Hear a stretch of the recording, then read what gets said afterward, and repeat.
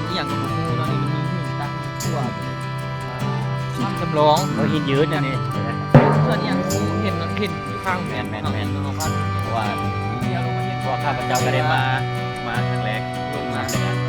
อากาศกันหนาว คือว่าตอนแรงๆมานี่อากาศเริ่มหนาวแล้วเนาะ ไปสูบยาด้วยก็ต้องจำเป็น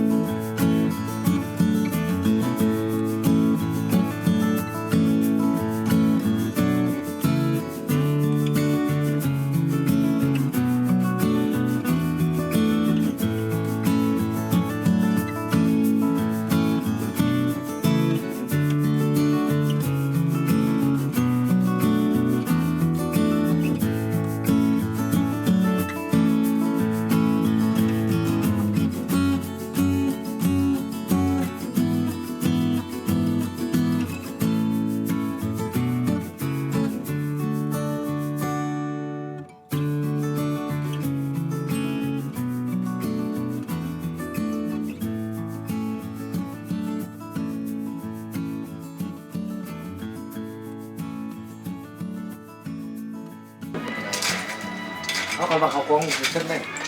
ตอนนี้เป็นโอกาสดีที่ว่าครบรอบอยู่ 18 ปีที่จำแปนบ่ได้พบกับหมู่สมัยยังวัยเฮียนเนาะนี่ก็คือบักจัน ไม่จันเสี่ยวนะถ้าทายกลุ่มแฟนคลับของจำแปนในเด้อ สบายดีเด้อ อันนี้เป็นหมู่กันที่ว่า เป็นหมู่กันที่ว่าบ่ได้พบกันเนี่ย 18 ปี 8 ปีนี้ 18 ปีที่ว่าได้มาเจอกันเลยว่าได้มาเฮ็ดอันเซียวเพิ่นเฮ็ดงานต้อนรับพบปะสังสรรค์กันนิดนึงก็จะมีทั้งไอ้ใหญ่เพิ่นสมัยที่รู้จักกันตั้งแต่น้อยแล้วก็เรื่อยไปแหละ พี่น้องแต่ว่าที่สำคัญที่สุด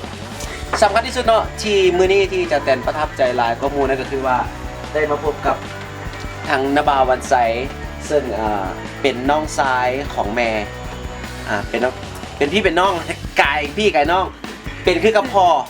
เป็นคือกับพ่อของทางจันแตนหรือว่าเอาง่ายๆมันเป็นน้องชายของแม่ที่ว่าหลายปีที่บ่ได้พบบ่ได้พ่อเพิ่นก็ถือว่าดีใจหลายส่วนรายละเอียดต่างๆจริงให้ทางตากล้องเก็บกับเรื่องภาพบรรยากาศของความม่วนความซื่น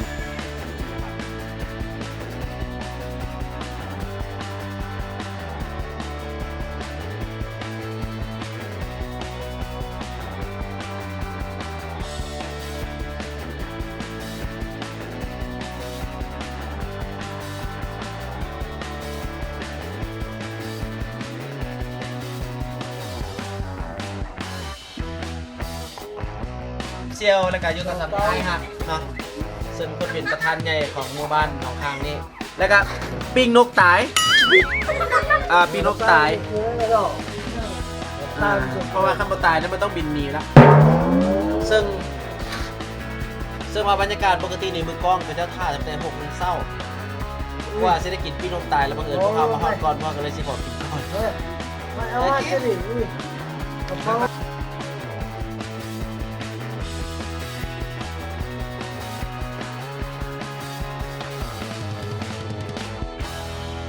สบายดีพบกับข้าพเจ้าต้องและ ทราย สายนอนในรายการ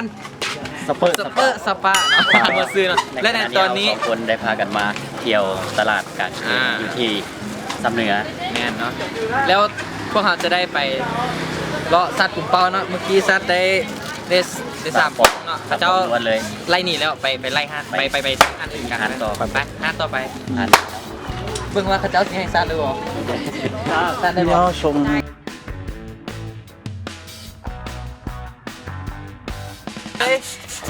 โอเค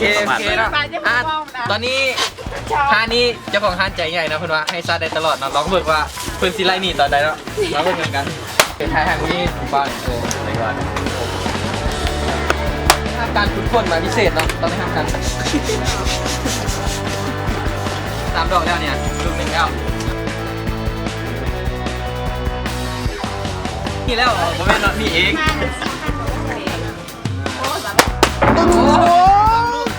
ชุดยอด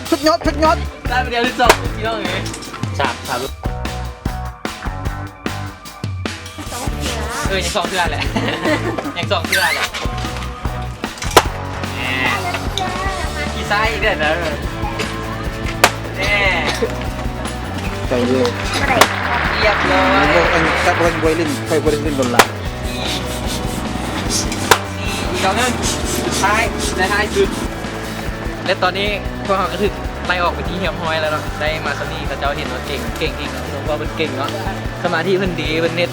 ฝึกฝนมาพิเศษในการซัดเป้าจนถึงไล่หนีได้มาสนี่และตอนนี้กำลังที่ไปกินข้าวย่องเลยและตอนนี้อาหารก็ได้มาหน้าตัวเขาเป็นที่เฮียมห้อยแล้วเนาะตอนนี้กำลังรอท่าปิ้งจีนอยู่เนาะท่าเบิ่งว่าที่กินบ้านเพิ่นสิคือบ้านเขา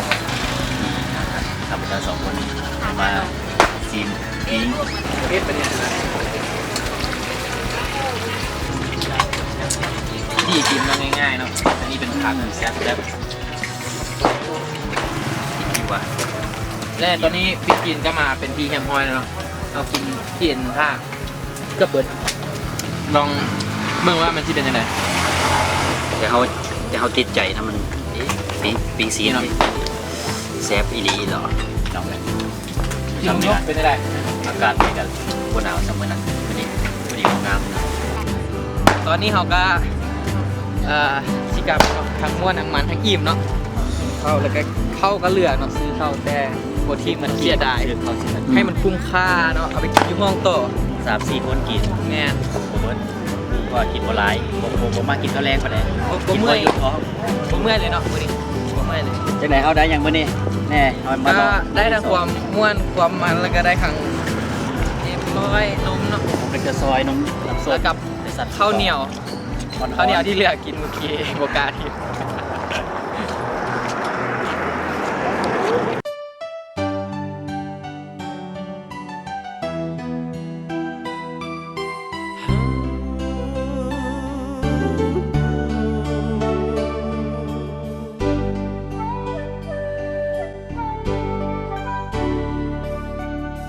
อย่ามาเหยียบย่ำทำหัวใจอ้ายให้แลอย่าเห็นคืออ้ายแปลกคือลูกบ่มีพ่อแม่บ่ฮักกะยาตามใจเดินน้องอ้ายบ่แค่ยังมีอีแม่ยังมีอีพ่อที่ยืนข้างกายบ่เคยห่างอย่าสปาคือหมาขี้หือข้างทางไผเห็นก็ห้ามไผเห็นก็ยานคือน้องคนลวงหยุดสปากับใจสลาอายเป็นห่วงหยุดลวงหยุดหลอกเศร้าสาหลายใจได้บอกอายบ่งออายบ่แงอายบ่แค่เจ้าดอกงามงอนอายบ่ได้อ่อนซ้อนสิขอนอนกอดหมอนคือเก่าอย่าสปาอย่าสุมาลวงหลอกเด้อเจ้าอายยังมีเหล้าเขายังมีให้มีนาบ่ตายดอกอายบ่งออายบ่แงอายบ่แค่เจ้าดอกคนดีอย่าสุหลอกคือผีที่ยังบ่ตายอายบ่ยานหยุดสปากับใจสลาหยุดสันดานหักผู้บ่าวสาวบ้านคืออายสุขใจไปหอดเท่า